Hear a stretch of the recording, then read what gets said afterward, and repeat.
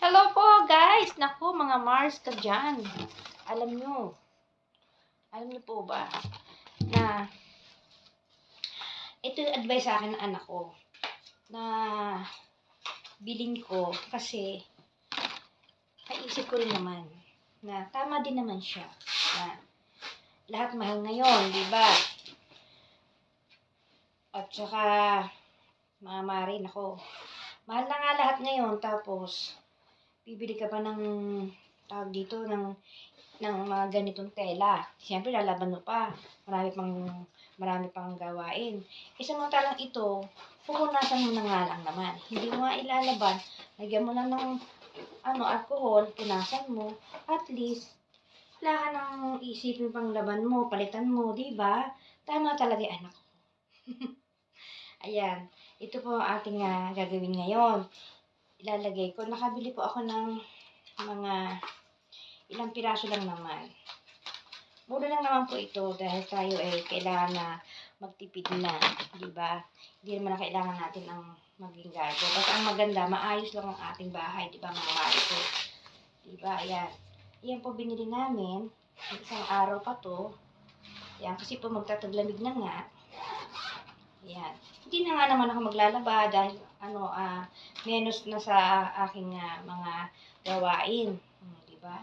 Hindi na ako magpapalit para ng mga telang ganito. Diba? Ngayon, gagawin na lang natin dito. Alam nyo, may time pa sa inyo. Gagawin ko, pagduduktuhin ko po siya para may mahaba. Dahil yung una namin sa taas mahaba. Kaya ito magiging punda na lang natin. Diba? O, ayos naman yung advice sa akin ng anak ko. Thank you na. Yan ang mga advice sa akin ng anak ko. Yan po mga mare ha. Yan na mga mare. Bumili tayo ng ganito. Parang leather siya. Parang hindi na tayo naglalaban, hindi na nag-aksaya ng oras, at hindi na tayo nag-aksaya ng sabon. Diba? Pupunasan mo na lang ng alcohol. Meron ka ng katulad nito. Ito. Ito po. Iba-ibang kulay ang ginawa ko. Iba-ibang kulay po yung binili ko. Ayan. Dala-dalawang kulay. Bawat isang kulay, dala-dalawa po ang binili ko. Dahil 3 kulay lang naman po ito. Ayan. Kaya, ayun po, ginawa natin, ganyan, para, ayan, meron pa tayong lalagyan. Ayan. Kukuha pa tayo ng ganito para maging maayos na tayong ang ating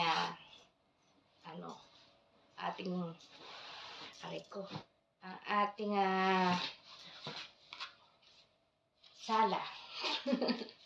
Mga kumare, pag nandito ang aking mga anak, ang aking mga apo, talaga ang sala ko ano-ano na lang na dyan, narating. Mukhang hindi ito gusto. Maliit yung isa. Malaki pala isang O, ayan po ang ating ginawang pinalitan natin yung mga balot nito, mga kumari ko, naku Diyos ko. Diba? Hindi na tayo kailangan pang magmahal-mahal ng mga gamit. O basta, pwedeng, doon tayo sa mura na maganda. O, diba? Kasi po ngayon, kailangan natin magtipid. Kaya, ito ang ginawa natin ngayong umaga na to. Thank you po. Salamat sa inyong lahat. Ayan, ako Diyos ko. Ayan. Ito po yung Christmas tree ko na ginawa. Na lalagyan ko pa ng ilaw, ng Christmas light. Kasi, ayun po yung Christmas light niya.